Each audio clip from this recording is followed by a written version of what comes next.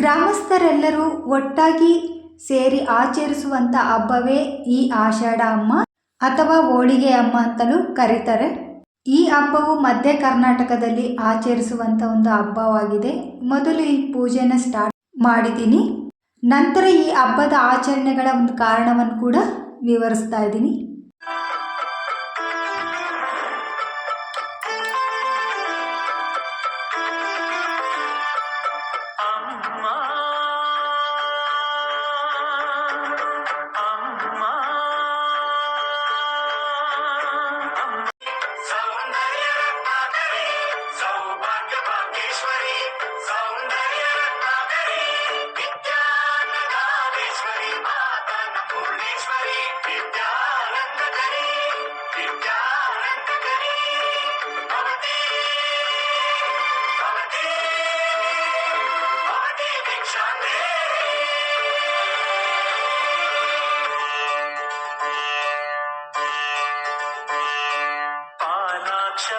ಶಿವನೇ ಹಸಿದು ಬಂದನು, ಭವತಿ ಭಿಕ್ಷಾಂದೇಹಿ ಎಂದನು.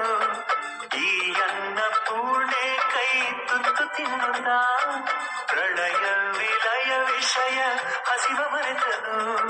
ಭಕ್ತರಿಗೆಂದು ಇಲ್ಲಿ ಉಪವಾಸ ವ್ರತಗಳಿಲ್ಲ, ಭಕ್ತರು ತಿನ್ನದೇ ಇಲ್ಲಿ ತಾಯಿ ತಿನ್ನುವುದಿಲ್ಲ.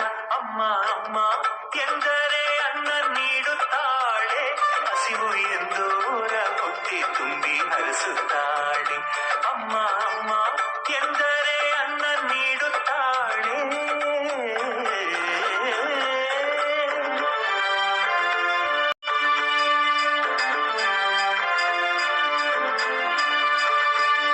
ಶ್ರೀ ಶಂಕರಾಚಾರ್ಯ ಅಮ್ಮ ಎನ್ನಲು, ಕಾಮಧೇನು ಕಲ್ಪವೃಕ್ಷ ನಾದಳು. ಆಷಾಢ ಮಾಸದಲ್ಲಿ ಅಮ್ಮ ಹಬ್ಬವನ್ನು ರೋಗಗಳಿಂದ ರಕ್ಷಣೆ ಪಡೆಯಲು, ಮಳೆ ಬೆಳೆ ಚೆನ್ನಾಗಿರಲು ಮತ್ತು ಕುಟುಂಬದ ಒಳಿತಿಗಾಗಿ ಆಚರಣೆಯನ್ನು ಮಾಡ್ತಾ ಇದ್ದಾರೆ. ಆಚರಣೆಗಳಿಗೊಂದು ಕಾರಣ ಕೂಡ ಇದೆ.